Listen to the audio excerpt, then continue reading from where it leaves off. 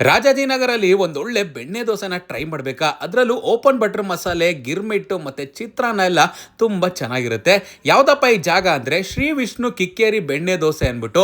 Exact location ಕೇಳಿದ್ರೆ RS Math opposite ಅಲ್ಲೇ ಈ ಕಾಟ್ ಲೊಕೇಟ್ ಆಗಿದೆ. ಫಸ್ಟ್ ಟೈಮ್ ಇಲ್ಲಿ ಬಂದು ಬೆಣ್ಣೆ ದೋಸೆ ಮತ್ತೆ ಗಿರ್ಮಿಟ್ ನ ಟ್ರೈ ಮಾಡಿದ್ದೆ, ತುಂಬಾನೇ ಚೆನ್ನಾಗಿತ್ತು.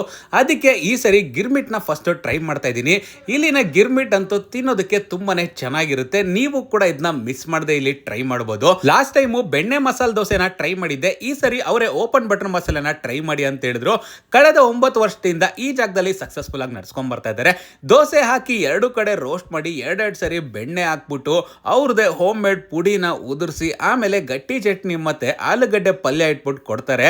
ನೋಡ್ತಾ ಇದ್ದಂಗೆನೆ ಬಾಯಲ್ಲಿ ನೀರು ಬರೋದಂತೂ ಗ್ಯಾರಂಟಿನ. ತಿನ್ನೋವಾಗ ಟೇಸ್ಟ್ ಅಂತೂ ಆ ಬೆಣ್ಣೆ ಬಿದ್ದಿರೋ ಕಡೆ ಆಲೂಗಡ್ಡೆ ಪಲ್ಯ ಮತ್ತೆ ಗಟ್ಟಿ ಚಟ್ನಿ ಅದಕ್ಕೊಂದು ತಿಂತಾ ಇದ್ರೆ ಸೂಪರ್ ಆಗಿರುತ್ತೆ. ಇಲ್ಲಿ ಸಿಗೋ ಚಿತ್ರಾನ್ನ ಅಲ್ಲಿ ಬೆಳ್ಳುಳ್ಳಿ ಹೆಚ್ಚಿಗೆ ಹಾಕಿರ್ತಾರೆ, ತಿಂತಾ ಇದ್ರೆ ಫ್ಲೇವರ್ ಸೂಪರ್ ಆಗಿರುತ್ತೆ. ಜಾಗ ನೆನಪಿದೆಯಲ್ಲ, ಮಿಸ್ ಮಾಡದೆ ವಿಸಿಟ್ ಮಾಡಿ.